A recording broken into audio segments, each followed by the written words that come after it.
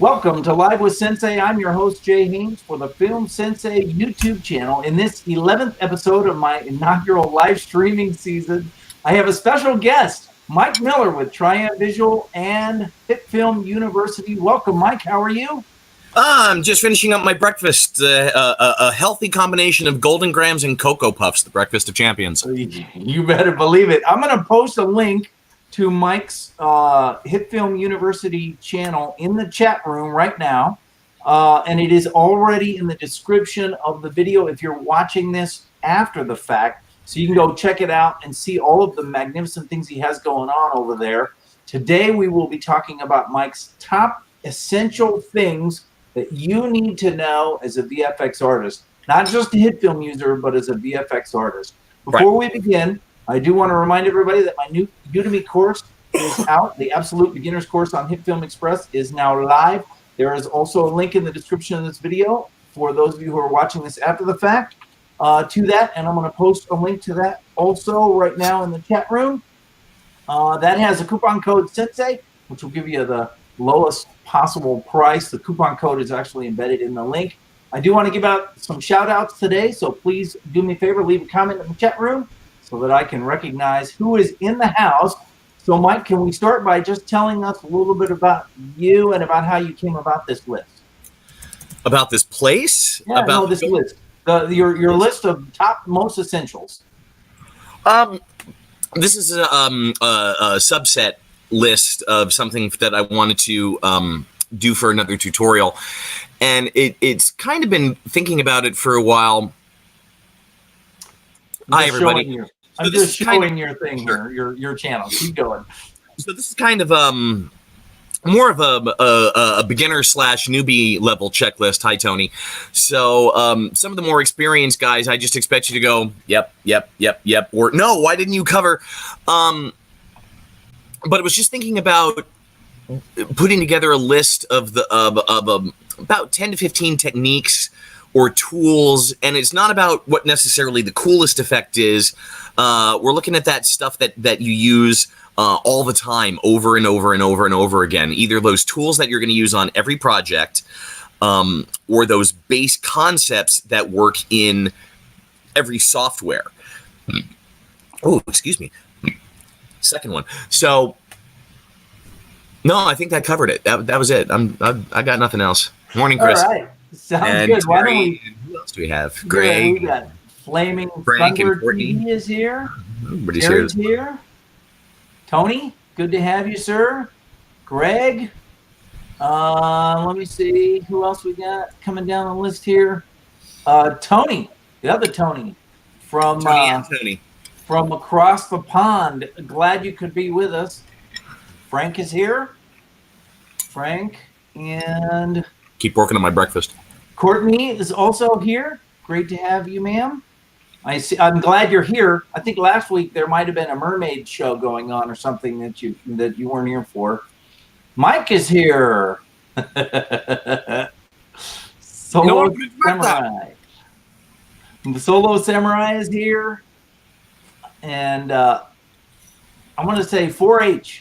4H is here.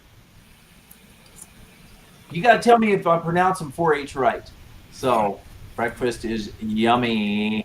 So what we're going to do is I'm going to give them to you one at a time, and you can talk about them. And all then, right. If anybody... Talk about your Udemy course for a moment, because while I finish the Milky Bowl part. What's going to happen is, Zach is here. Great to see you, Zach. Allen Productions. Fabulous HitFilm user. Oh, my God. We got Zach? Yeah, Zach is here in the house. And the Wicked Kid is here, too. Awesome. TWK. Great to have you guys. Yes, sir. And Zach Allen showing a little love there. He is fantastic. Hey, what's going to happen is I'm going to bring these up. If you have questions, drop them in the chat room, and then I'll feed them into Mike, and he can answer them, or I can answer them. Somebody will answer them. In the meantime, feel free to chat in there all you like. You ready, Mike? Yeah. What are we going to? Yeah. We're going to start with order. Jay built these on color curves. All right. So color curves is on this list of essential tools because for a couple of reasons. Color curves is, well, first off, it's in everything. It doesn't matter if you're working in HitFilm, if you're working in Photoshop, if you're working in Vegas, if you're working in Avid, if you're working in any kind of digital imaging tool that has color curves, they're all exactly the same, and they're all going to work in exactly the same way. And I'm gonna, you know, Do you want? Jay, let's go ahead and bring up my my HitFilm screen.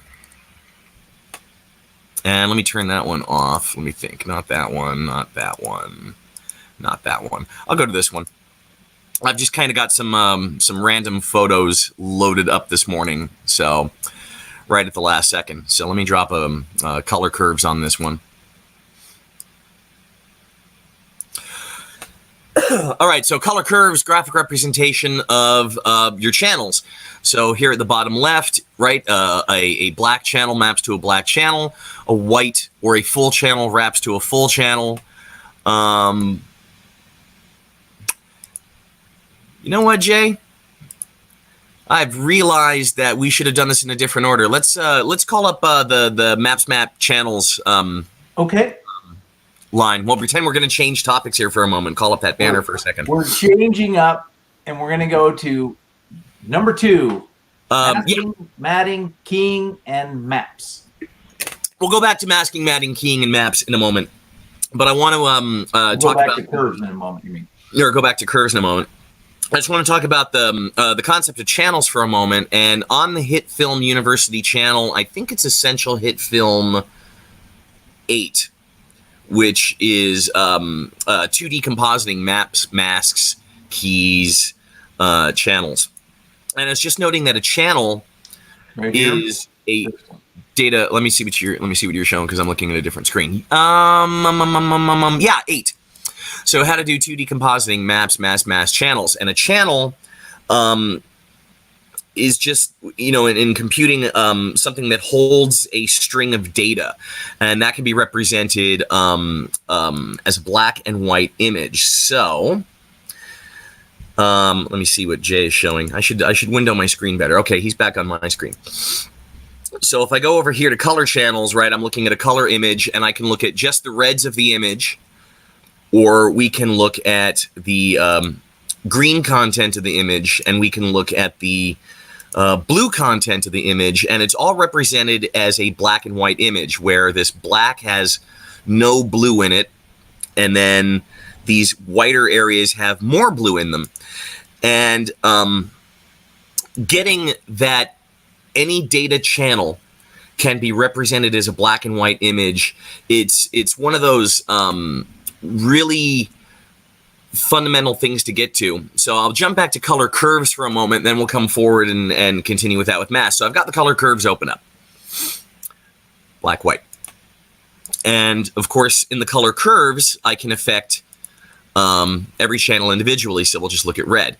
So black, no red. White, full red. And just by, you know, adding a point and dragging that around, I can change the data values. So with color curves, let me reset that. So with color curves, if I RGB it and I'm seeing everything, then what I'm doing is I'm adjusting, right, the overall brightness. I can adjust the brightness and contrast of this by playing with the shape. Maybe make those shadows a little lighter, make those shadows a little darker. Since I'm controlling the white here, nothing's actually going to clip out. I could, you know, just by doing that, I've, you know, raise the darken the image overall. Reset.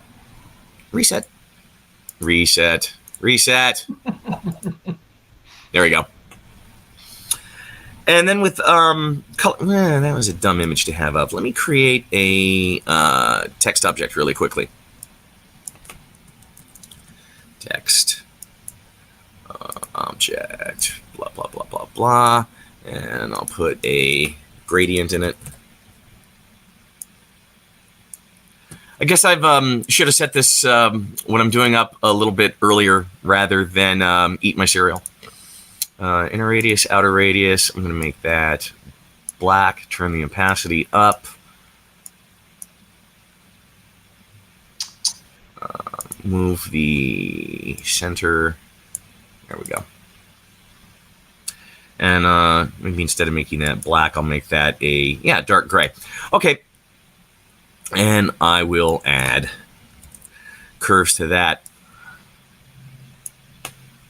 Okay. Watch this. This is a simple trick I stole from a book a long time ago, and it was just talking about how you can use curves to create creative looks. So even just with this text where I've just got a simple black and white gradient on it, if I do something really ridiculous, and if you can see that color curve in the lower portion of my screen, so you see how that curve's kind of going up and down and then up and down again? And how instead of that straight gradient text, I'm starting to get this really metallic look over there, right? And that's just done with a color curve. And then if I wanted to make this well, that's going to be really crazy. So you can do, you know, curves are not, I mean, you can also do all these creative looks with curves. There's just a lot you can do with it. It's a very versatile tool. It works the same way in every program. And that was all I needed to say about curves. That is really something. That's very cool. So Tony brings up something that I noticed also, and that is that the drop-down menus on HitFilm are not displaying on the screen. So okay, thanks. Just let us know that you know what you're typing in. And Courtney says I use color curves to compensate for the blue diffusion of color while underwater. Sure. And I mean, again, of course, curves, it's, you know, part of why I put it on the list is it's one of those it's in every tutorial, right? Pretty much every tutorial that, if it's one of Tom or Javert's tutorials, right? Or if it's Tobias at Surface Studio or I mean, pretty much everybody, it's almost always when they get to color grading, the first thing they do is, I'm going to grab a curve. So, and again, because color curves work exactly the same way in every software. Javert did in August on the HitFilm channel. He did a tutorial specifically on curves, but you can use anybody's tutorial on curves for any software. If it's a Photoshop tutorial, if it's a Resolve tutorial, if it's an Avid tutorial, when it's talking about color curves, it applies.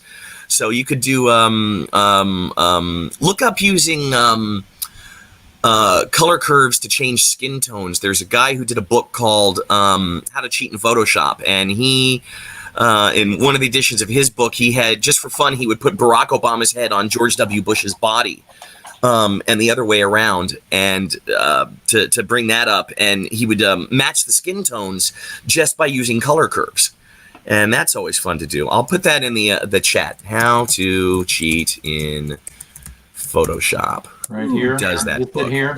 Yeah, that guy. Yeah. That's the first edition. I think it's a 4th or 5th edition right now. Oh, no kidding. Yeah. Very cool. Very cool. Let me see. Terry says, I use them sparingly because I never had a clue about them. And that was helpful. I am with you. And that was helpful. That's right. Right, and Solo Samurai, he uses color curves for a day and night grade and overall grading. That's what you did for your the campfire curve in the last drop re-edit, right, Chris? And Greg and saying hi. Yeah. Yep. I think so. Right. Are we ready to move on to the next one? Yeah, let's move on to that next one. Or did you want to move back to? Yeah, we'll stay with masking, matting, keying, and maps, because it kind of goes together with the channels, right? We started with the channels, and then channels lead us into maps. So we've just talked about how a color channel can be displayed as red, green, or blue. And I'm in my HitFilm Express, and I've got another comp shot open, and I'm just going to create a plane. And I'm going to put fractal noise on it. I think fractal noise is on our list for later, right? So these things are going to kind of build together. So I'm going to put a fractal noise on a plane, and I'm going to turn it into a blob type. And I'm going to adjust the exposure and the offset. Yeah, I think that's about what I want. I'll go ahead and do a posterize as well. And with the posterize, I'm setting things to 3 channels per level. There we go. So what I've done with this blob is I've just created, we should have a black, we should have a 50% gray, and a white. And I'll go back into the first composite shot with my random pictures. And I will drag in comp shot 2 underneath. And now I'll flip back over. So when we were looking at, good morning, Amber, our housemate is up in the background. So again, with this image of the blue penguin, right, I can look at each one of the channels as a black and white image. And when we're talking about, this brings us around back to the keying and masking and mats. And a map in this case is also any channel represented as a black and white image. The map kind of tells you what you are and what you're going to do. So what can I do with this black and white map and say this random image of the blue penguin? Well, if I grab a set mat and drop that on the penguin and use as its source layer that black and white image, and then set the matte source to luminance, it punches through. So the same, right, the same black and white map is now being applied as an opacity matte over the two images. And that's the most basic thing I can do with a map. What else can I do with a map? Well, Jay knows this one because he's used this a lot, right? Parallax or Caustics or Surface Studio. Just that same black and white image becomes the black and white map for the parallax. It would do the same thing for Caustics. It would do the same thing with, here we go. I'm going to drop in atomic particles. And it looks like I've got to bring the particle size up a bit.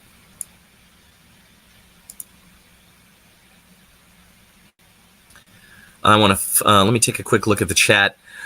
Hulk effects. Why is it Mike sounds younger? I don't know. Okay. Sorry, Bill. Oh, somebody needs to do a whole transformation. It was the Breakfast of Champions. It was the Breakfast of Champions. All right, so here we go. I've got the atomic particle set up, and then I've opened up the displacement. And again, I can, it says here where it says layer, almost anything in HitFilm that says layer or source layer, when you're reading another layer, you're using that layer as a map. And then you're going to select some sort of channel to tell it what that map does. So if I do that layer in that composite shot 2, and I turn the displacement up, it's because the map is a different size from my from the picture. From my picture, right? Because I've got like so that's why they're not quite matching up like that. And I'm going to turn off the picture below. Yeah. And go back to my atomic particles. And I guess it would help if I took my resolution up to full, wouldn't it? Rather than half. It might look better. Yeah. That's probably play resolution, so. Yeah, probably play resolution. Well, I mean, it's not the point. If I here I've got a partially dispersed layer, and if I just set that to no, then well, nothing happens because the displacement. Hey, I didn't realize that the displacement in atomic particles actually requires a map to do something. It doesn't actually do anything without a map. Hey, I learned something new today too. How about that? Yeah, go figure. But I mean, anything, right? Displacement. If we go into displacement, regular old displacement and set the source layer to the same composite shot, right? There's then we can control the max horizontal, the max displacement. Again, I think that covers that. That covers channels and maps. So take a quick look at the comments. Depth mats is another clueless area of mine. Terry, depth mats. So a depth mat, right, is a black and white channel. And all that's doing, Terry, is white is usually closest to the camera and black is farther away from the camera. And you don't necessarily do anything with the depth mat by itself. You might feed that into its own comp shot, in its own embedded comp shot, and maybe use like a threshold or a curves to choke that down so that rather than the full gray of, you know, close to camera and far away from camera, I might want to use the curves to choke that grayscale for just this. And now I've got everything in front of that in white and everything behind that is black. And maybe I would use that matte. Now I could use that as like a lens blur. So if I've taken a depth matte from Blender, I could use the curves to choke out that mid-gray value to white, and then, or maybe the closest to the camera to white, do a smiley face curve to dip that middle gray to black, right? And then the far background, take that up to white again. And if I feed that map into a lens blur effect, then I'll have lots of blur close to the camera where the depth matte is white. I'll have no blur in that mid-gray area that we've mapped to black because we've turned that to black, and then it'll blur again out. So did that explain that well, Terry? That is, so it's sort of creating a depth of field. Right, but it's just this, but it's the same concept of I've got the black and white image. So it's just a question of what am I telling the computer the black and white image is. That same black and white image by modifying it with the curve to get the useful part of the depth matte. Andrew Kramer has a tutorial on this on Video Copilot. It's one of his older ones, but it's just about using the depth matte to comp in an explosion, a 3D explosion. Lynn Crest just asked, know of any tutorials covering depth maps? Not for HitFilm, not yet. Not yet. So, you know, somebody will get to one eventually. And what was that? Mask, and keys. So so I'll segue right into masking, and I'll just grab and I'll just, you know, draw around. Very, very sloppy. Let's just take part of that head.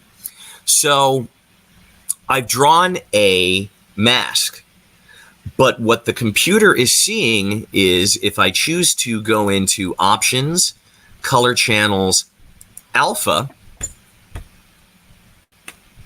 we see a white blob and a black blob. So your alpha channel, your transparency can be represented as a black and white image. Just like and it can be used as a matte, and it could be used as a whatever. So that's why we've put, why Jay and I have put maps, masks, mats, and keys all together, and channels kind of in the same thing. Because as I move this around and I'm looking at the alpha channel, what have I done? I've created a black and white image. So a mask is just effectively drawing a black and white image on your thing and using that as a color channel. Let me go back to RGB. And I think Frank, Spider Hank might, Frank, for those people who didn't see it in the on the forum, can you put in a little bit of what you were saying yesterday about your traditional art background and how you learned about how masking just being putting something directly on your picture, your painting, or like a masking tape, because that kind of ties into this. But I'm not going to talk about that here, but that was a good point you brought up. So we've got a mask, and that's just drawing on there. And then matting would be, well, I've done that with the composite shot. It's taking the map from a second layer and applying it to the first layer. And of course, with masks and mats and keys, why do we consider masking important, Jay? Why is it essential in every piece of software, or important? What's the first, what do we need masking to do?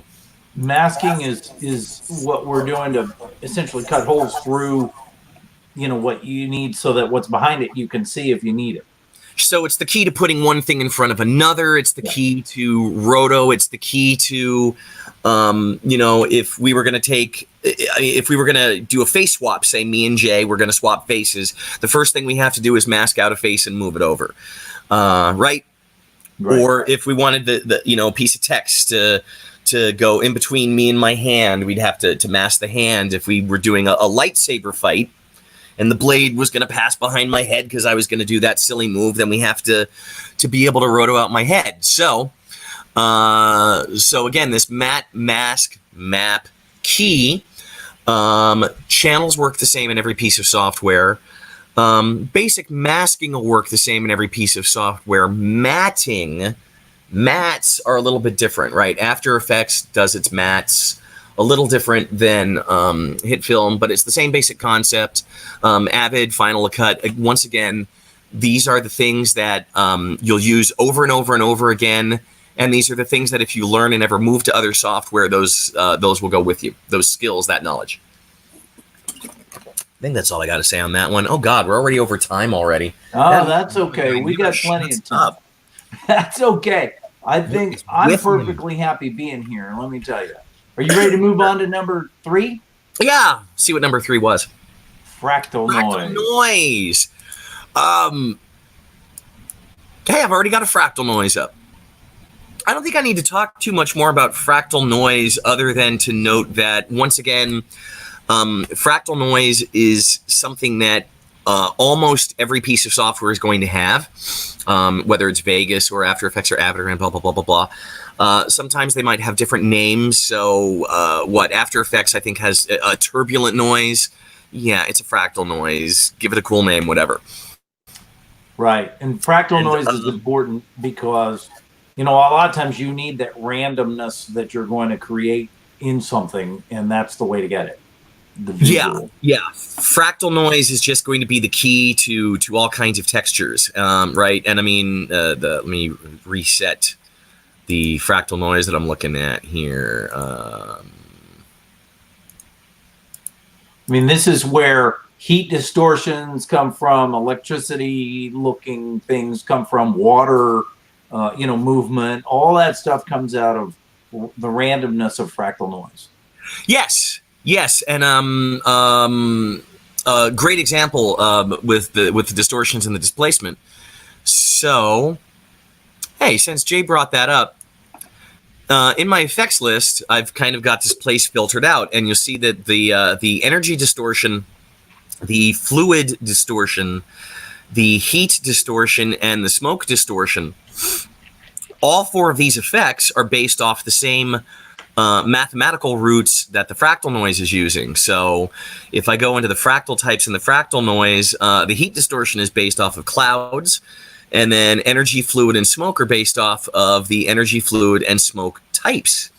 But, what else do we have in here? We've got blob, we've got colored clouds, we've got emboss, we've got the marble and the swirl. So if instead of using the fluid, the heat, the smoke distortion, if you just used a displacement map.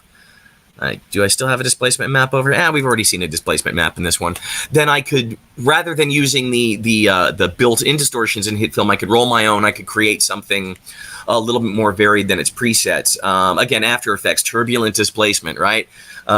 Since I'm wearing a film riot shirt, I'll just displacement, turbulent displacement, turbulent displacement. And then my head should explode or something. Yeah. So are you saying that you could kind of use the fractal noise and get around having to pay for the extra distortions?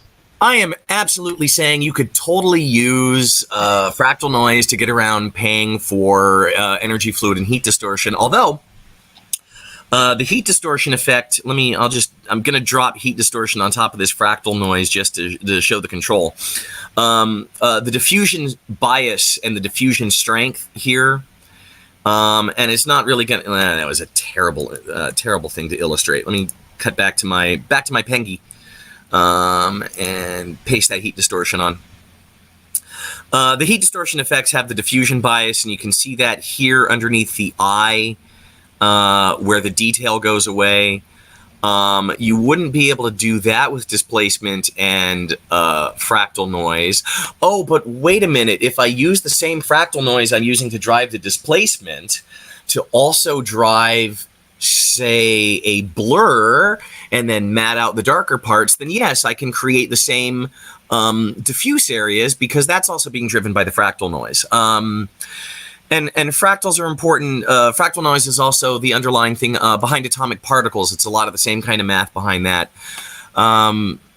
We kind of got off topic on the displacement. Really, where I was thinking with the fractal noise is that it's also the root of textures, right? You'll get that like, I want to create an energy field. Okay, start with some fractal noise. I want to create I want to create a teleportation. Okay, just start with some fractal noise. I want to create something that looks fiery. Okay, fractal noise, right? Somebody, I think it came up on the forum just a few days ago. Who was it who asked that? I'm going to re-add the fractal noise. Fractal noise. Oh, it was Anderson. What would I do if I wanted to create something that looked kind of like the fire effect using other things? And of course, I might start with fractal noise, and then maybe to create something flamey. I will not do this. I covered that in another tutorial in the eye tutorial. Effects Lab. No, I'm just like, why would I do that? We're already over an hour into the stream, and nobody wants to watch me build a fractal fire. Well, look at the comments. People are loving what you're saying here, so that's the good news. Taco Bell. Taco Bell. Bill's got Taco Bell. Apparently he does. Yep. Exactly. Using Mocha to create a depth map in one of my scenes. I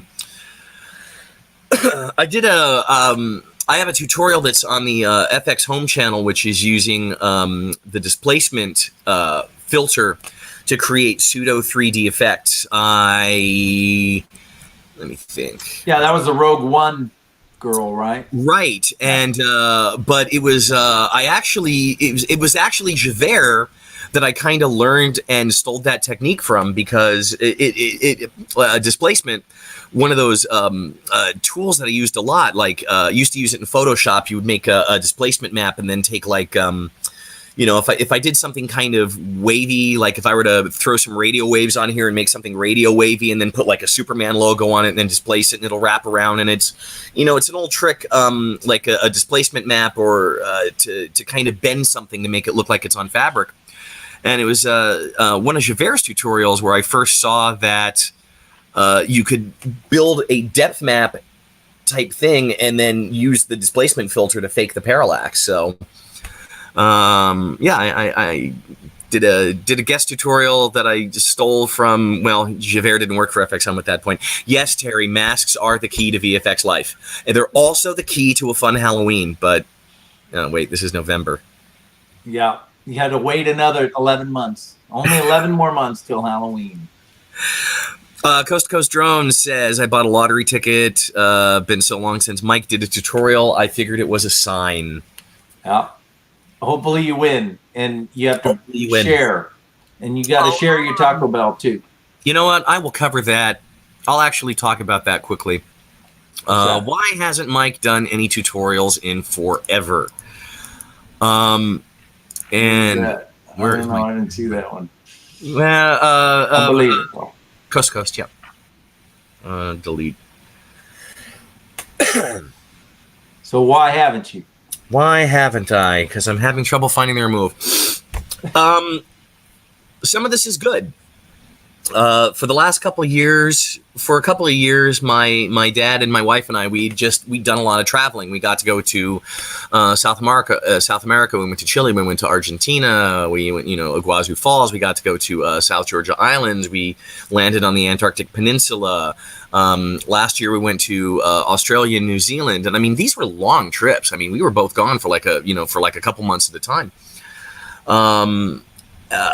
And it was amazing that we got to do these trips. But the problem when you're a freelancer and a gigger and you go away for a couple months and spend a bunch of money on these awesome trips is then you got to come back and you have to do extra work to make up for the fact that you weren't working. But it was just, traveling, a lot of traveling, and the traveling was good. And Jay, let me have you go back to my HitFilm Express screen, please. Yes, sir. Thank you very much.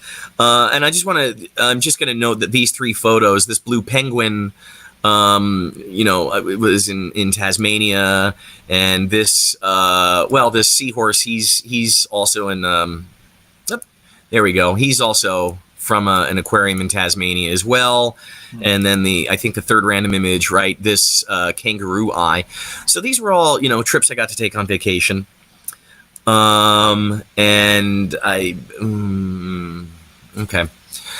So then I was going to come back, and I was getting ready to start launching a new tutorial series, and my intention was to start with an entire new reboot of the channel with HitFilm 12.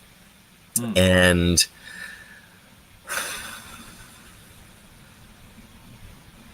okay, I'm going to go through this very quickly because this is the sad portion of our show. My dad was involved in a very bad car accident. The very long story short is he was going to go hiking with some friends. He parked in an incline parking lot, and he forgot to set his parking brake. So he got about 75 feet away from the car, and he realized that the car was rolling into where a children's birthday party was setting up. Oh, no. And yeah, and my dad was not going to let anybody else run the risk of being injured because he did something stupid. So Dad moved to try and physically stop the car so that nobody else would be hurt. And a 79-year-old man, 2,500-pound car, the car won. Dad was very badly injured, and for about, and then he didn't. It looked like he was going to make it, and then he didn't. And what I'll say is pulmonary embolism took him out. But the day he passed away, my father, who had been run over by my car. He was driving my car that day, and his hip had broken and his rib cage had shattered. They did like multiple surgeries to reinforce his entire rib cage with steel plating. We were teasing him about how he was the man of steel, and he was gonna set off metal detectors forever.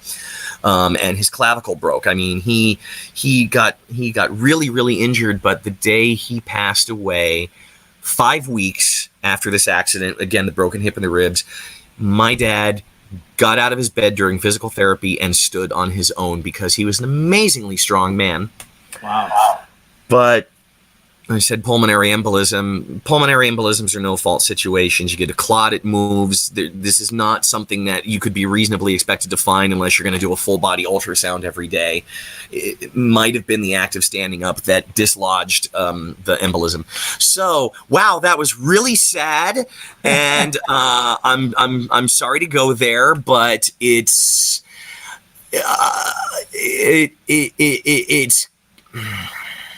it's something it's for those of you who've gone through this already, you know where I'm coming from. For those of you who haven't, I hope you don't for a very long time, because losing a parent sucks. And then my family set up everything correctly in terms of the legalities and the financial paperwork, and everything is a big nightmare. And it's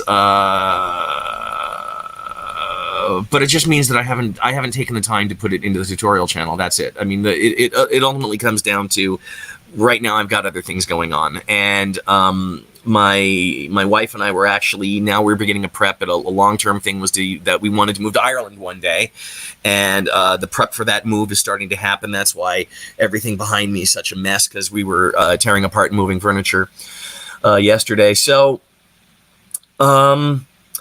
not to steal Jay's thunder, what I'm gonna do is I'm starting to work on my own Udemy course. All right. And that will kind of become the new Essential Grounds Up. And I think eventually I want to get back to the channel, but when I do, I don't think I'm going to necessarily go back to the beginning and do everything that's on there before. I'll do an updated interface tutorial to cover everything that's updated, but we'll just jump right back into cameras 4 where I left off and get into lights, and we'll just pick up from there. On the YouTube channel, and I want to get to that, and I want to hopefully start trickling out some tutorials soon, but it probably won't be till 2020, because I talked to Jay about this before the stream. We're going over to Ireland in December, January. That's when we're gonna start looking at places where we might move.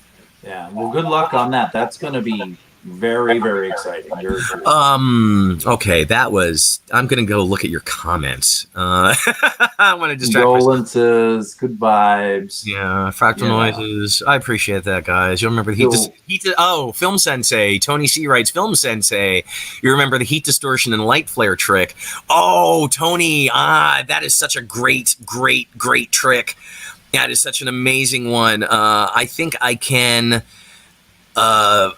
do that really quickly to show everybody what Tony's talking about. I'm just going to take this fractal noise.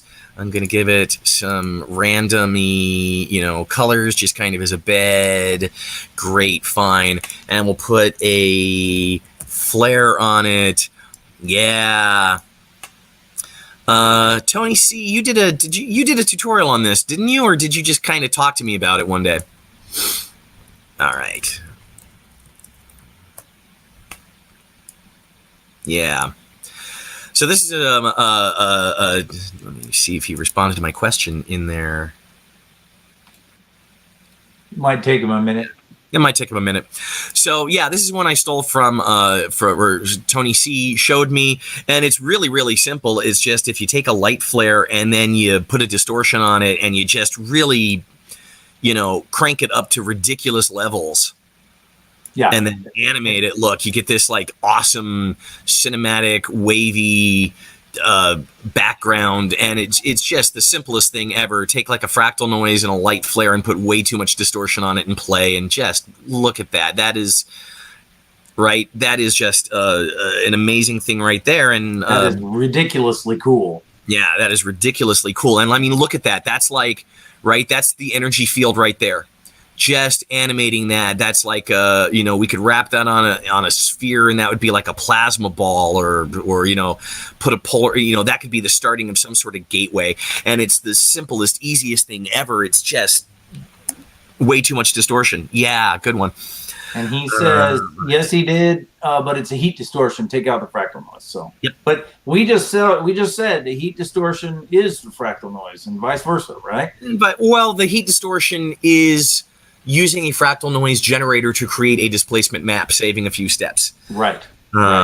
Hey, Zach, pay attention to Mike. The Master 10% how to get 3D Blender data into HitFilm. Yes, it is. Disney animated movies. Yes. You're way up on the list. You got to come down here to the current part here. Yeah, Mike lost weight. I think I'm caught up. Mike lost weight. Yes, Mike was temping tutorials. Lightwave and HitFilm. This is going saying the video Mike has done. How to aid everything. I'm going to put this next one up here so we can, number 4. Sure. Yeah. Terry, I didn't know you would to watch the video from my dad. I appreciate that. I watched it too, by the way. Yeah, that was the actual memorial, right? Mm-hmm. It was very well done. Thanks. Nesting embedding. Okay. Nesting and embedding, we go with nesting and embedding.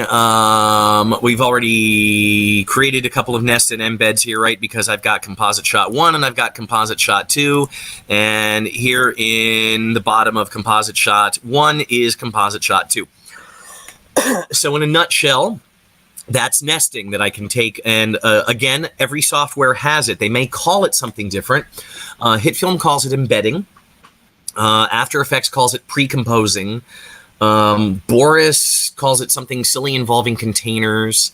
And I think nesting is kind of the generic term for that. Sequences. Premiere Pro has sequence editing, and that's all a form of nesting. And all we're talking about in nesting is if I take a whole bunch of clips or an entire timeline or something complex. I mean, my composite shot 2 has 1 layer in it, but this composite shot 1 has, 3 pictures in it. So if I take composite shot 1 and I put it in composite shot 2, I've taken these 3 layers and I've reduced it into 1 object. And you can do this very easily in HitFilm. You can do this very easily in After Effects. Again, Premiere, if you're using sequence editing, that's nesting. Your sequence is a nest, and then you bring it into your main timeline. Vegas Pro kind of nests because you can load a Vegas project into a Vegas timeline, and it'll treat the project as a single piece of media. And in Vegas, you can open multiple instances of Vegas at one time. So I've had before I moved over to HitFilm for this type of effects work, but I used to have lower thirds I would do in Vegas, and I would be editing, and I'd have 2 instances of Vegas open. So that when I needed a new lower third, I would go over to the second instance of Vegas, and I would change the lower third and then save it out and then drag the new project in over and just load the Vegas timeline onto the Vegas timeline by nesting that in. And the reasons we want to learn nesting is it's a good way to control your timeline. Maybe I don't, if I've got, maybe I've put this big composite together and I've got this matte painting and I've got like 20 layers and elements and fog. But I know that's going to be a green screen background, because what the green screen is going to be is it's going to be me talking, and then that, that big 20 layer background. And then maybe I'm going to put fog between me and the background and fog over me. So when you think about this, this is really only 3 or 4 layers. It's the background, it's me, and it's whatever atmospherics I use. So if I take these 20 layers and I, embed them into a composite shot or nest that over, I don't have to worry about those 20 layers. I'm looking at 1 layer. And of course, that's the key to your pre-rendering and your pre-composites. If particularly in HitFilm, if I have, or After Effects, if I have a composite shot or a composite shot or a pre-comp, I can pre-render that out so that HitFilm's not generating it procedurally every time, that it just becomes a video clip. You can do something similar in Vegas as well. You can select I can select a whole bunch of tracks in a Vegas timeline, and it's got a feature which is rendered a new clip, and it'll take all the tracks that I've rendered and it'll render a video file of that and put that up onto another track. And that's kind of like pre-comping and pre-rendering at the same time, even though Vegas calls that rendered a new track. But it's still the same concept of combine your stuff into one piece of media and then render it out, pre-render it out to lessen your processor load. That's the content on that. And that, I think the real value there, well, part of stuff is that, obviously it has to, some things you have to either put a grade layer on it, above it, to flatten everything out, to be able to reference it as via an effect, or you pre-compose it or embed it into its own composite shot to be able to do that. But really, it's like render passing. I mean, I'm done with this section. I'm just going to put it all in its own composite shot and pre-render it, and it's good, and that's where I found it's really most valuable. Yeah, and it's a workflow thing for me. A lot of times in people in HitFilm, and you always want to try and create your project, and you try and do everything in the same comp, right? You want to build everything together, and there's people like, I don't want to deal with embedding. That's confusing. I don't want to deal with multiple comps. I just want to do it all in one. And you can do that, but I find that when I'm playing around or creating something and animating, I kind of start building everything in that single comp as I'm figuring it out, and then I get to a point where it's just like, and what can I start splitting out, and what can I split out into embedded comps, and what can I pre-render, and what can I not need to worry about anymore? Tony posted his cinematic titles video here. So everybody go check that out. It's really sweet. I'm going to go grab, my Powerade is empty. I'm going to grab another drink really quickly. So do some shout outs. See who entered late that we've missed and that we haven't said hi to yet. I will. Let me see. Tim is in the house. Thanks, Tim, for being here. We're actually only we're on number 4 out of 6. So we're 2/3 of the way through. We're getting there. Bazio has arrived also. That's fantastic. Hey, Bazio. Some Yahoo named Drone Therapy has showed up. I don't know who that guy is, but All right. Our housemate yesterday picked up this silly little thing, which is Zomper's gesture-controlled UFO. This is $20. She figured she would pick it up because it was $20 and play with it, but either this entire little thing is just terrible, or the one that we happen to pick up just happens to be, broken out of the box because, it's supposed to be trying to fly out of my hands right now because I just turned it on. And, the little green LED says it's on, but the propellers aren't spinning. And this is just seriously, this is just a $20 toy that has, it does nothing but hover, but it has avoidance sensors on it. So really the entire point is it hovers, and then you push it around the room just by pushing your hand, and you just push it around the room. And our housemate Amber thought that the cats might enjoy it. I think if we get this working, the cats are not going to enjoy that. I think the propellers will buzz, and they will just look at it like... Yeah, no kidding. Films is in the house. Films, hey. Yeah, is that a drone? Yeah, sort of.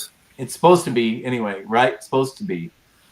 Let's see. We are moving on. It's a $20 toy, and I think Bill and Frankel agree on this. As like literally a $20 toy, just something that's designed to hover and just has some collision avoidance sensors. Right? There's no remote control for it. It's just you put your hand by the sensor and it moves away from the sensor. That's all it is push it around the room with the sensor. But $20. Right. Are you ready to move on to number 5, keyframing? I'm ready to move on to number 5, keyframing. I'm going to quickly read. Oh, Tony's a moderator now. Yeah, making Tony a moderator is always a good idea. Well, because he wanted to post his video, and I said, yeah, let's do that. So I made him a moderator real quick while you were talking earlier. Spider Hank, Terry, you are much better than you think. Yes, Terry, you always undersell yourself on your shots. But I guess it's better that you have a little too much humility than you think you're too much better, than you think that you're the greatest and not, right? So better to be too humble than too arrogant. There's the phrase I was thinking of. Yep. Pre-render my short film. Yeah, pre-renders are great. Tony's going to make some tea. Tea is good. Moment you visualize somebody's made just what you visualized. Okay, I think I'm caught up on comments. What were we on? Keyframes. I think so. Keyframing. Yeah. Okay. Keyframes.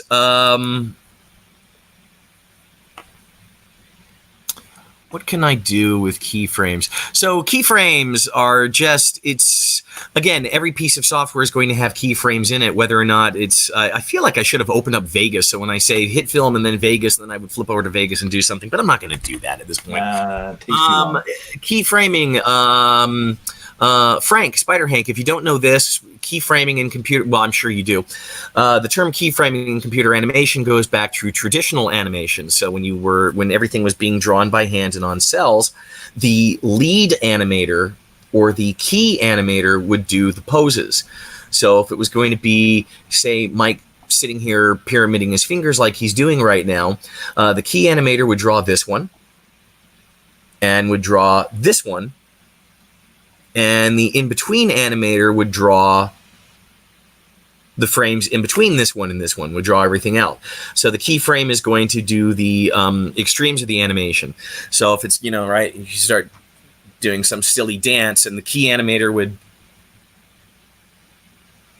and it's the in-betweener who's going to do everything else. So the terminology is carried over. So the keyframe animation, you set a keyframe, a main frame, and let the computer interpolate for you. And I'll just do that again. I've just got back to my blue penguin. And my blue penguin is too large for the screen. So let me reset him. And I will come down here and I will turn on keyframing for position and scale. And I'll move forward a few seconds or so, and I'll just kind of right, scale that up, and I'll move that down a bit, and even a little more. Oh, yeah. That's the old Bruce Lee camera move. Wah! Right into him, Yeah. But, right, so very simply, so what have we done? So we built a very simple, like you said, yeah, snap in the eye, snap out.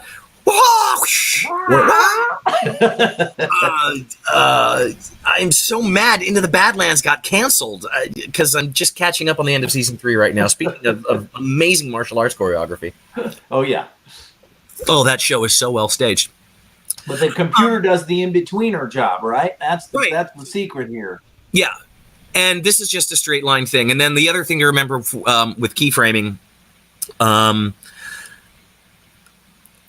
anything will have a certain amount of different types of keyframes. So the default in most programs is a linear keyframe, and that's just the motion is divided up evenly, and everything is an even thing. And then HitFilm has most things will have a constant, and the constant is nothing, nothing, nothing, nothing, and then it hits the next keyframe and it jumps. And HitFilm has smooth as usually the most useful, kind of a little bit of an ease in and an ease out. And then these other types, the smooth in and the smooth out, to me, the way HitFilm names them is kind of the reverse of everybody else's. I noticed that. But you'll usually have some sort of built-in, and then, of course, manual Bezier, and that leads to the value graph. Not everything, almost everything, almost every editor and compositor will have some sort of keyframing animation. If nothing else, just to be able to move things around the screen or change effects parameters in real time. And every program that has keyframes is going to have these interpolation types, the smooth, the constant, the linear, the smooth in, the smooth out. But the value graph is, you'll find that in HitFilm, you'll find that in AE, and more of the advanced animation software. And this is very simply, rather than using the pre-made curve, you can draw your own curve. Of course, that's useful for fine-tuning things. So I've set up the S curve, and you can see which one of these. Let me. Yeah, here I'll just look at scale and not position. So I've got the scale curve, and if I set these to the default smooth, there we go. And that's what the default smooth looks like. And that's pretty good, but maybe I want to, maybe I want it to start off slower and then really snap zoom. So I can just kind of draw that curve the way I want it to. And now that's going to start off slower, and then that would really snap, zip. And you can see how changing the scale. Ooh. Here we go. Unintended side effect. So now by having this scale keyframe, it looks like it rises, right? Yeah. But the animation keyframe is still set to linear. So now the scale and the zoom are unsynced, and now rather than just that push into the eye, now it almost looks like we've got a little bit of a camera move. Yeah, because it's still linear, and so it's moving up faster than it zooms in. Yeah, and at least in the beginning of it, they end up getting there at the same time. But one of them is slower than the other to start. One of them's like my mom's Volkswagen Bug, But that's the most powerful. For sure, the manual Bezier is absolutely, without a doubt, the most powerful interpolation that you can use. That's because it gives you the most flexibility. It does, but oddly enough, linear smooth or constant will do it for you like 90% of the time, but that last 10% of the time, visualize something. I'm looking at the comments again. One thing I miss in HitFilm is if you have animated some picture, next time you want to use the other picture, but the same animation, you can't just replace the picture name folder. Okay, but that's where. See, that's where these essentials that we're talking about, this is where you learn them all and you stack them and you go together. You are correct. I can't animate a picture and use the next picture with the same animation, but I could make a composite shot, animate the composite shot, and okay, this isn't one of the essentials we were going to talk about, and this is for IVH or 4H. Yeah, Ivan. There are several ways of dealing with presets in HitFilm. And the relevant one is, if I go over into the, go ahead and show my HitFilm screen again, please, Jay. Yes, sir. Thank you.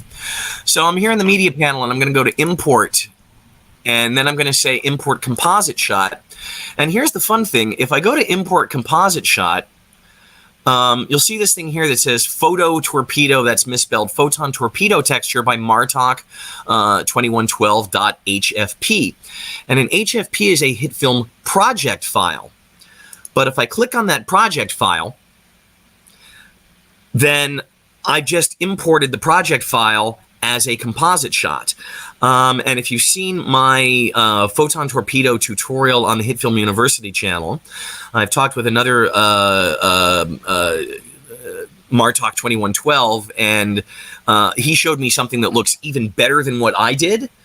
And then I took what I did and combined it with what he did, and between the two of us, we've come up with this even better photon torpedo. But the point I was getting there back to IVH's thing is I can't reuse the photo, but I can animate the composite shot, and I can save that out as a composite shot or a project, so I can reload that and reuse that, or using the look at Axel's tutorial on the publishing feature. So publishing in HitFilm on the FX Home channel, because that's a new one too. You might be able to make a kind of a template with the thing, with the animation, and then be able to load your photos in and reuse that. So there are ways to do what you want to do, build that animation and reuse it over and over again. And that's a really cool thing, to be able to import an entire project as a composite shot, and it has all its assets and stuff sitting in one folder together. I use those a lot, and I do too. I import projects a lot. So I've got have you seen on the HitFilm University tutorial, right? Of course, I talked about the camera rigs and the camera matching and the lens matching, and I've got like a couple of project files saved out. So cameras part 1, we talked about the 2 ways of matching a real world lens to the HitFilm lens. And, there was the grid, and you go in and out and until you get it there, and you find out, and you kind of, okay, that's 75 degrees across. Then you go find the chart and look it up. Okay, that's whatever. Or the math equation. Well, who wants to keep doing that? So I've actually, got a little project file made, and I can just load that in, and, it's got a comp shot for lenses 1080, and if I go into the lenses 1080 comp, then I've got 24, 35, 50, 75, 100 millimeter lenses set up. And then if I go into lenses 4K, and I've just got the cameras, different cameras set up with the different equivalent focal lenses for that shot size, and then they've all got their yoke rigs on them. That's great. I don't have to keep building that every time, so that I don't have to keep building the same camera every time. I just load up a project file that has a bunch of camera lenses, a bunch of camera rigs, and a bunch of light rigs set up, and I can just load that in when I need a camera, a lens, and instead of create camera, boom, do the math, figure it out, I just load in my comp, and I go, I want that camera, I want that lens, and grab that virtual jib and give me this 3-point light setup. And because I'm lazy, I want to do the thing once and then reuse it forever. Yeah. Well, you can do that with almost anything. You can use it for animations or motion graphics or whatever it is that that you need to do in HitFilm. It's so nice to be able to save these things as sort of presets, composite shots, and then just bring them in. So, all right, let's talk about, and keyframing is super important. I my most recent tutorial used a stutter effect, and I was a little surprised that the stutter effect worked on animation keyframing. Because I didn't expect it to. I thought, well, it's probably only going to stutter a video, where it'll just freeze on a video frame, but it actually froze the animation of it itself, which I thought was very cool. Yeah, and that surprises me too, because I'm thinking the order of operations, right? The effects come before the transforms on plane layers. So yeah, that I wouldn't have expected that either. That's a brilliant find, using the stutter effect to do that. You guys, if you haven't seen Jay's, this is your 3rd video this week, right? This is the 2nd live stream of the week, and your 4th. Did you do 2 tutorials this week? I think no, I only did 1 tutorial, but I did do a live stream on Tuesday. So, but I won't do a live stream this Tuesday. So. Right, but look at Jay's tutorial from a couple days ago, the super simple timer. It's such a clever use of the stutter effect. Yeah. I saw you bring that up, and I thought that was just going to be, I thought it was going to be constant keyframes. You're going to make this, as soon as I saw the strip of numbers, I'm like, yeah, constant, clip, clip, clip, clip. Points, But- parenting, and rigging. Hey, we've kind of been talking about that. We've just kind of been talking about that. So we'll keep talking about that. We segued right into it. Nice job. So points and rigging. I'm going to delete that. I'm back in my HitFilm Express. But and I'm going to create a point, and I'm going to turn the point into a 3D point. And as soon as I do that, it creates a camera. And then I'm going to go ahead and I'm going to duplicate this point a couple more times. And what are we talking about? And then I'm going to create a plane layer, another plane layer. And what I'm doing, guys, is I'm building a basic skeleton like I discussed in one of my other tutorials. So I'm going to do, I'm going to create several lightning layers here. And this one is going to use new point 1, 0, 0. And the endpoint is going to be point 2, 0, 0. And I'm going to create a second lightning and electricity effect. And this one is going to start at point 2 and it's going to end at point 3. And what we have on the screen right now is absolutely nothing, because I've got 2 lightnings that are beginning and ending on this point, all of which are in the middle of the screen. So let's move point 1 somewhere random, and we'll move point 2 somewhere over here. And we'll take point 3 and we'll move point 3 over here. Oh, I know what you're going to do. I'm not necessarily thinking of the photon stream effects. Oh, that's what I thought you were going to do. That's what I was going to do, because I realized that it is what I'm doing, but it's not. I wasn't necessarily trying to build a photon stream, but Jay sees where I'm going with that. So, no, really, it's just I've got these 3 3D points, and right now they're moving, but each point is individual. They're not talking to each other. So if I take point 2 and I parent it to point 1, then if I move point 1, point 2 is going to come with it. Okay. Point 3 is staying all the way down here at the bottom because it's not parented to anything. And that is the super basic concept behind points and parenting. A point is literally a point. It does nothing. It's a data holder. It just holds a set of position coordinates. And other effects can use that. Again, with the lightning and the electricity, I can map it to that point. And then, of course, point 2 connects to point 1. So because point 2 is parented to point 1, I'm very amused at whoever initially came up with the terminology for animation and effects, because the theory is that I have parented point 2 to point 1, and we use the term parented. It's kind of an awkward verb. But what's happened here is this point 2, I have parented it to new point, which means that new point 2 is the child and new point 1 is the parent. And you can see why using the verb parented, parenting is counterintuitive, because I parented point 2 to point 1, therefore point 1 is the parent. Okay. And in theory, Reddy, why they call it a parent-child relationship is because a child does what the parent says. Sure, they do. I don't have kids, so I'll let Jay laugh at that because I know he's a father, right? The child always does what the parent does, right, Jay? Yeah, always. Always. Except, of course, it doesn't, because the child can run around on its own and it can do its own thing. So when I move point 2, it doesn't move point 1 or point 3. And the child can still run around independently, but when the parent says, "Darn it, kid, get back over here and do your thing," he does. And that's the super basic concept of points and rigs and rigging.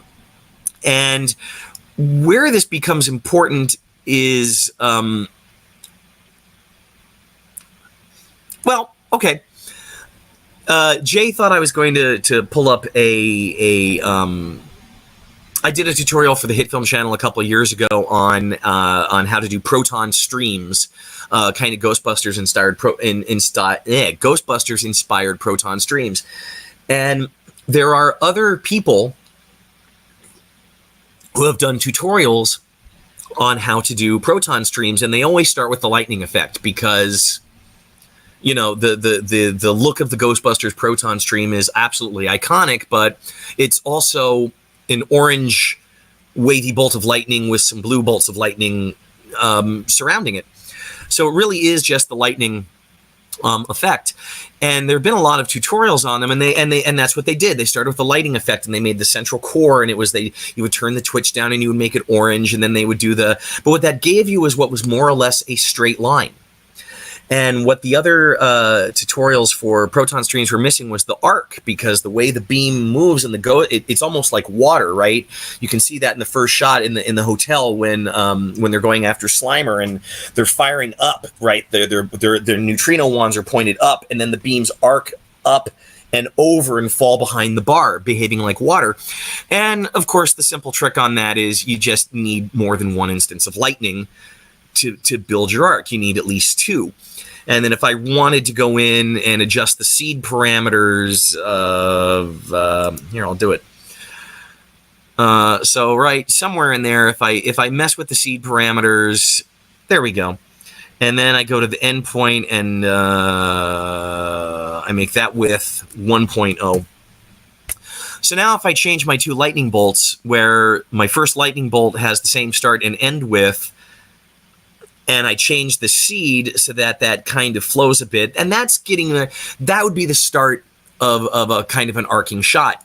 And of course, with this, now I could move this point around, and that would be my neutrino wand emitter, and I can independently move 0.3 around, and that can be where the beam is hitting, and then I could recenter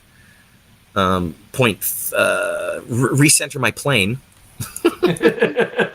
from wherever I moved it, and 0.2, and I could move that 0.2 around just to give the beam that, if they tilt the beam up, and just those two arcs, that would be the key thing to doing the animation on that.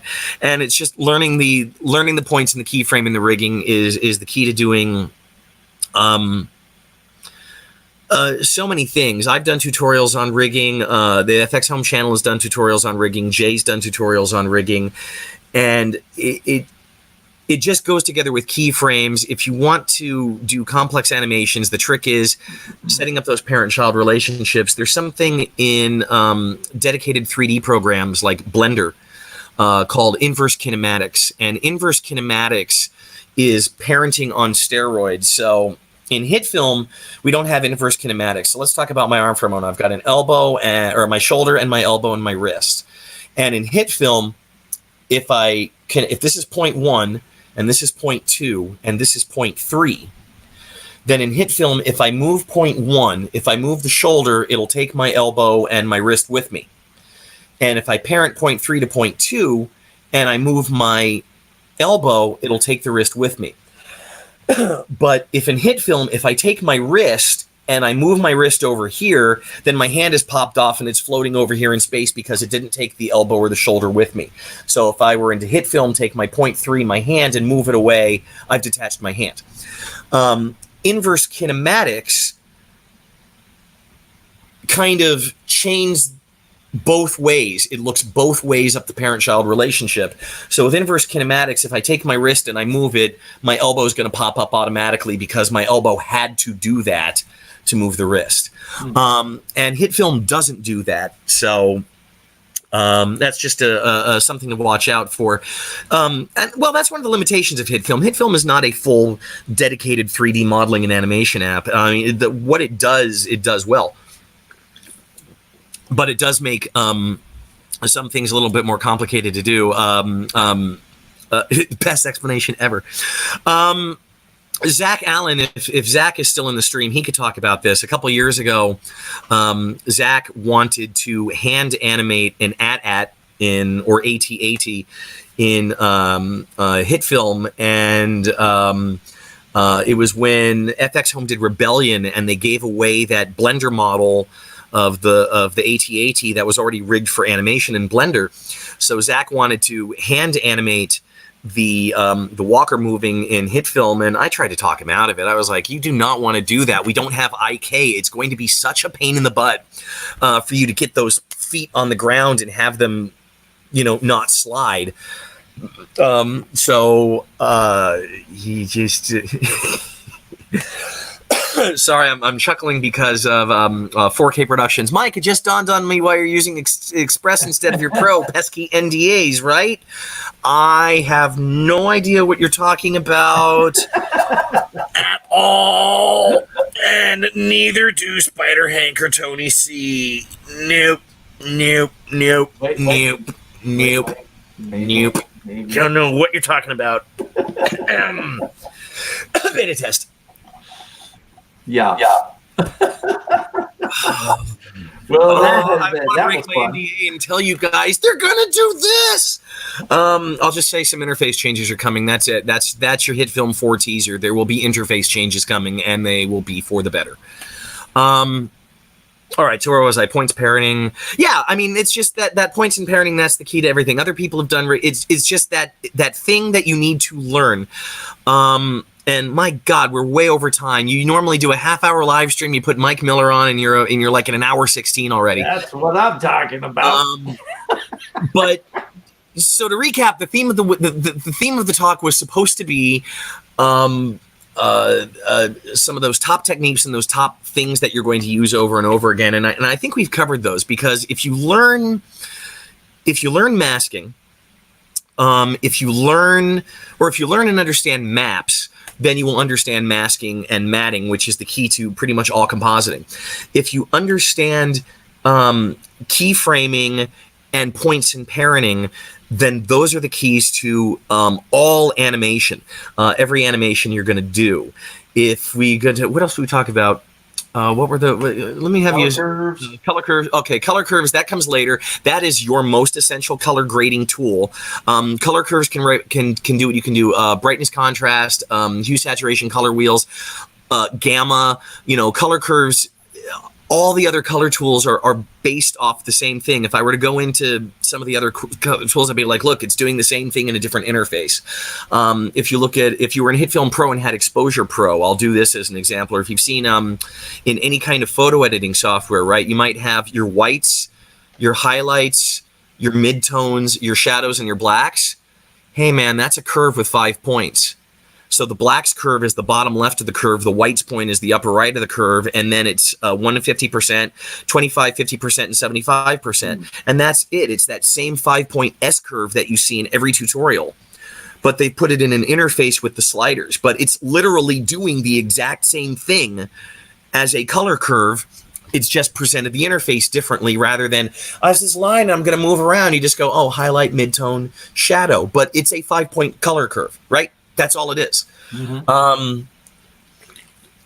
So color curves is your most important color grading tutorial. You need to know that. Masking, matting, keys, and maps, those all go together. Understanding what a channel does, and understanding that same black and white image, can be used to generate an opacity map. The same black and white image can be used to generate a height map for caustics or whatever. It can be used to drive a dispersion map.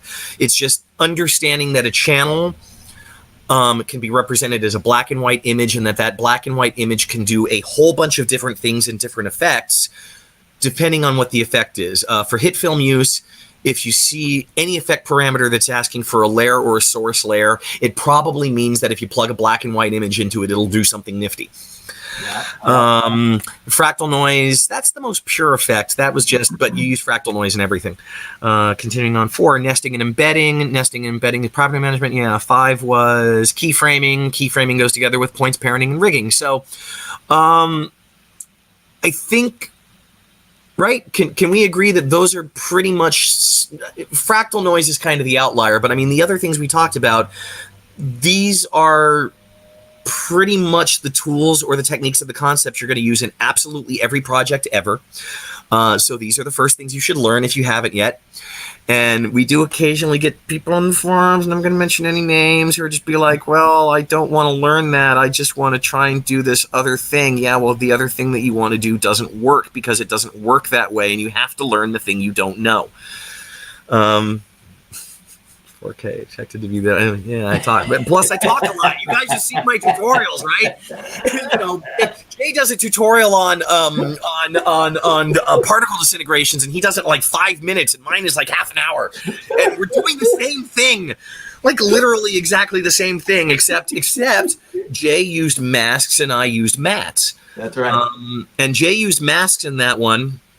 Right, so if you're going to look up on the HitFilm channel, on the FX Home channel, Sandman Dissolve tutorial, which that was a week before Avengers came out. Yep. We were prescient on that one, doing the disintegration just before everybody wanted to learn how to do the Thanos disintegration. I'm just going like, 3 weeks ago, dude. Yeah, already there. We called it Sandman, but it's the same thing. Anyway, and then Jay did the same one. And Jay, you did masks to mask out. And the reason Jay did that is because masking is faster and easier to explain if you're doing it once. Mm-hmm. Right? Because the reason my tutorial is so much longer than yours is you just mask the thing out and it's gone. And I had to do the whole thing of setting up, 2 embedded composite shots deep. But the difference between the masking... So, hey, suddenly I've realized that we're kind of pulling everything together. Keyframe, animation, masking, matting, and embedding. And talking about this, and I wish I had the video up to do it. So Jay masked out where the person disappears, because if you're just doing it once, it's fast, it's easy, it's intuitive to just draw the mask and animate it. And I did it using multiple embedded composite shots and these things and to generate a matte.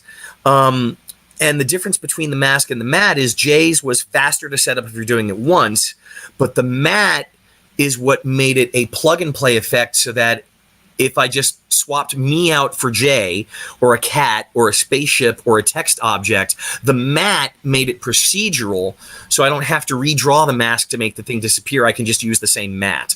But it's all doing the same thing and setting it up in a different way, where maybe doing it the easiest way is good if you're going to do it once, but you might have to do something that's a little bit weirder and more complex to set it up as a template, but then you can reuse it forever. But it was still, the same thing. How did I get on this topic? You were trying to wrap it up. I was trying to wrap it up, and suddenly you're talking about disintegrations, and I don't even know where I came from or what my own point was. Well, there you Mike go. With the shade. Mike with the shade. I think I'm getting shade from Tony, because I'm pretty sure best explanation ever was IK and my hand just popped off. Yeah. Lynn Kress, what about gimbal lock? Gimbal lock and points and rigging. I would defer to that one. I think Frank Spider Hank, I think he's been doing something working on gimbal lock. Lynn, as I understand that, this is not something that is unique to HitFilm. This just is the a problem with the math that most 3D software uses to do the rotations. They use the Euler rotations, and Euler is of course spelled EULER. Because, yeah. And what happens is you have your X rotation, your Y rotation, and your Z rotation. And the math has to be done. They don't all happen at the same time. It happens in a certain order. And HitFilm always goes X first, then Y, then the Z. Which is another important reason to learn points and rigging, because the only way to get around that XYZ order is you have to build a point rig to go the other way. I've said yoke rig a couple times. Again, I have camera tutorials where I talk about a yoke rig, and really the whole point of the yoke rig is to get the Y rotation before the X rotation. Yeah. So that instead of going X, Y, to turn my camera, which means I've looked up and then I've looked up and then I've looked there. Well, no, I want it to behave like a tripod. I want to turn the camera and then have it look up. So I use the yoke rig to get the Y rotation first and then the X rig, so that instead of me going with my camera goes to look at what I want to look at. So and I but used the on gimbal lock alignment. Remember, that was my thought, was if I just put a point way out, 10 billion pixels away, and then I move that point, and I can let that camera just look at it, Mhm. and I can parent another point to it, and then I have my whole whole rig. There's a whole series on the HitFilm University channel and Jay's channel, Film Sensei, where I done a thing on point rigs, and then what Jay just talked about, the looking at. So I built like a point rig for a crane, and then Jay came up with his trick with the point off in the distance, and like, this is a better way to do a crane. And I was like, that is a better way to do a crane, but I've got even a better way to do a crane based off of yours. And there's kind of like now like 3 or 4 back and forths on this evolving crane rig as we keep coming up with ways of making it better. But gimbal lock, right? So gimbal lock is in the math. If this hits exactly 90 degrees, then, this X rotation hits exactly 90 degrees, then suddenly the Y and Z rotation are going to do the same thing, and it's going to do that no matter whether I go Y or Z. And I don't think there's anything you can do about that. That's out of my pay grade. My coding skills and my math aren't good enough. I would defer that to Frank, to Spider Hank, since he's been coding away. Could behaviors simulate inverse kinematics? That is an interesting question. I couldn't answer that at the moment. I'd have to think about that for a while, and we'd have to play with that for a while. I did an X-wing open and closing thing using the behaviors, and it was slow. It lags, and so I ended up using the alignment instead. Yeah, but I was able to hook one point up and have it, open all 4 and close all 4 with one movement, 1 point. I think it depends on. It also depends on what you're trying to do. I'm in HitFilm Express, so I don't actually have all of the behaviors to look at right now. But I can't go into Pro today because no reason. Can't go into Pro today. It's not installed on my computer or something. But man, could you use behaviors to simulate inverse kinematics? I like it. That's a good thought. It is a good thought, and you'll probably come up with something before me. I would say that you could on some. I'm going to say it's going to depend on the behavior, because some of the behaviors, the following behaviors, are kind of designed to be physicsy things, and then the behaviors. There are the behaviors that scale. There was actually going back to the camera crane. There was I was holding a camera crane technique because we were in the beta phase for I think it was HitFilm 2017 that introduced behaviors, and I was in beta for HitFilm 2017 when I was doing the camera tutorial, and that was behaviors were introduced. So I was saving a trick that involved using behaviors and then Jay came out with just put a point off in the distance. I'm like, that's much better than what I was going to do with the behavior. But I had this whole thing where you could use the behavior to kind of be a counterweight. So I think you might be able to use behaviors to simulate inverse kinematics, but you'll have to experiment with it, and it's not going to be a simple global thing where behavior X is always going to be the wrist. You're going to have to use a different behavior and a different setup depending on the rig that you're trying to do. But I think you could get there. What about gimbal lock? I expect this to be long. I love it. Got my email. 1:19 p.m. Just got my email notification that this live stream is starting. I saw that. Yeah. Thanks a lot, YouTube. That's very nice of you. Gimbal lock. Spider Hank says gimbal lock frowny face. Yeah. Gimbal lock frowny face. I think that was probably the best feature that was updated in Action Pro was the splitting of X, Y, and Z. Because otherwise it was really hard to use. So Action Pro is, Action Pro, yeah. Action Pro has unfortunately suffered from the success of the rest of the product lines. Yeah. No, we had Greg and I talked extensively about it on the live stream a couple of weeks ago. Yes, you did.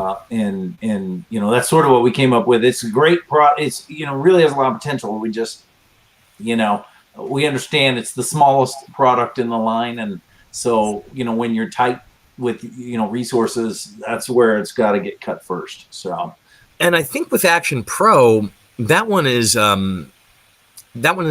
Josh Davies. That's his personal baby. Yep. So it started out as Josh wanting to use his VR gear to get animation into HitFilm, and I guess he just hasn't had time to, you know, if you follow Josh on, you know, Facebook, I mean, he's like, I'm traveling to Germany this week because I must go talk to Magix, and then I'm traveling here this week for a trade show, and then we're doing a thing at a local college, and then I'm off to the United States to go talk to, you know, Boris and Madison and everybody. So, you know, it's just Josh having to do CEO and businessy stuff has slowed down the development of his passion project. And right.